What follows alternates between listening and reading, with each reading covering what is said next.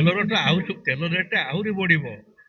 ଆମର petrol diesel rate ଯୋଉ ମୋଦି ସରକାର ସେ ତ ଆହୁରି ଏକ ବିଷୟ ଯୋଉ ବାରମ୍ବାର କହି ଆସୁଥିଲେ ଆମର ଜିଡିପି ଗ୍ରୋଥ 7%, 8%, 6%, ସେ ଜିଡିପି ଗ୍ରୋଥ କଣ ଜାଣନ୍ତି ନାହିଁ କେତେବେଳେ କଣ ଆତଙ୍କ ଆଜି ଜିଡିପି ଗ୍ରୋଥ ମୁଁ ବାରମ୍ବାର କହି ରଖିଛି ଏ ବର୍ଷ 6% ତଳକୁ ରହିବ।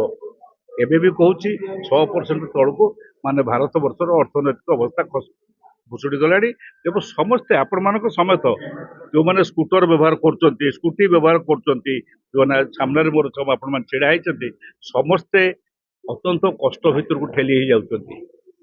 ଏକରେ ଆୟ ବଢୁନାହିଁ, ଯାହା ଦରମା ତାଙ୍କୁ ଦଉଥିଲା ଇଏ ବ୍ୟବସ୍ଥା ସେତିକି ଦରମା ସେଇଥିରେ ରହୁଛି। ପରବର୍ତ୍ତୀ ଅବସ୍ଥାରେ ଅଧିକନ୍ତୁ ଅଧିକ ଭାବରେ ଆପଣମାନଙ୍କର ବ୍ୟୟ ବଢି ବଢି ଯାଉଛି। ଆପଣଙ୍କର ପେଟ୍ରୋଲ ଲିଟରଟେ ପକେଇଲେ ବର୍ତ୍ତମାନ ଆପଣଙ୍କ 106 ଟଙ୍କା, ଆଉ କୋଉ ଦିନ 120 ଟଙ୍କା ହେଇଯିବ। ମୁଁ ତ ଭାବୁଛି ଖୁବ ଶୀଘ୍ର 120 ଟଙ୍କାରେ ପହଞ୍ଚିଯିବ ଏଇ ଯୋଉ ପେଟ୍ରୋଲ ଆଉ ଡିଜେଲ ପେଟ୍ରୋଲ ଦର। ସେମିତି ଡିଜେଲ ଦର ମଧ୍ୟ ବଢିକିରି 110 ରୁ 112 ପହଞ୍ଚିବ। ଆଡେ ଡିଲର ଆଡେ ଭାରତ ବର୍ଷର ଅସୁବିଧା ହେଲାଣି, ଗୋଟିଏ ଡଲାର ପିଛା ବର୍ତ୍ତମାନ ପାଖାପାଖି 100 ଟଙ୍କା ଛୁଇଁଲାଣି।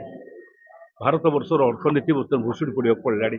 ଆପଣମାନେ ସମସ୍ତେ ଯୋଉମାନେ ମିଡିଲ କ୍ଲାସ ଆଉ ଲୋଅର ମିଡିଲ କ୍ଲାସର ପିଲାମାନେ ଅଛନ୍ତି, ସମସ୍ତେ ଏଥିରେ କଷ୍ଟ ପାଇବେ ଏବଂ ତାକୁ ସେ କଷ୍ଟକୁ ନିଜକୁ ନିଜେ ସମସ୍ତେ ଭାରତ ବର୍ଷର ପ୍ରତ୍ୟେକ ଲୋକ ଆକୁ ଗ୍ରହଣ କରିବ, ନେଇକି ଯିବ ଏବଂ ମୋଦି ସେଇଥିରେ ଆନନ୍ଦରେ ବିଦେଶ ଭ୍ରମଣ କରୁଥିବେ।